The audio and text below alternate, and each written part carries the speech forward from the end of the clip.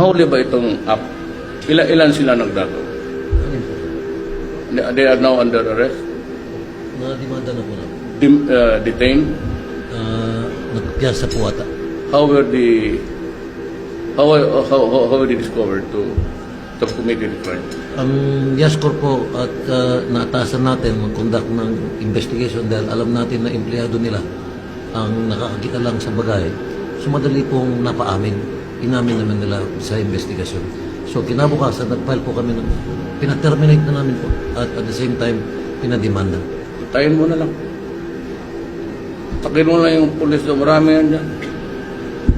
Patayin mo na lang. Para malaman ng tao na yun. Yun. Ito po sir, itong yung pong So I deeply apologize. We will pay whatever you lost.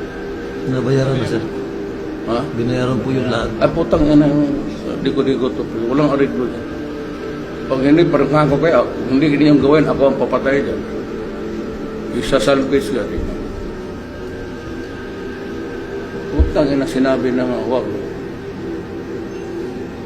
Bemot talaga sa Amsco na yes, gusto nyo kayong pumatay niya kapag hindi kayo ang bibirahin mo.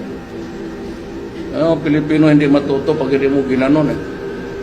Or they continue to do it unless you put a stop to it. And I would not hesitate to take you out.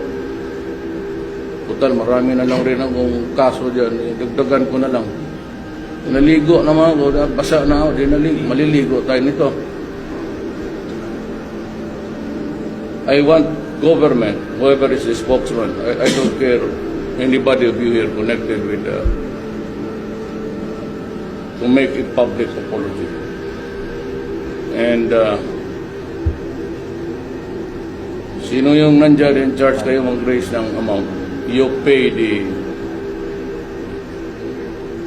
at kung may isa pa, pati yung ang warning the police also, pag may isa, utang ina, ipapakain ko talaga sa in public. Sid General Peña was my regional director and chief of police for the longest time. Ipalunok ko talaga sa iyo bala. Total, lalabas man rin niya.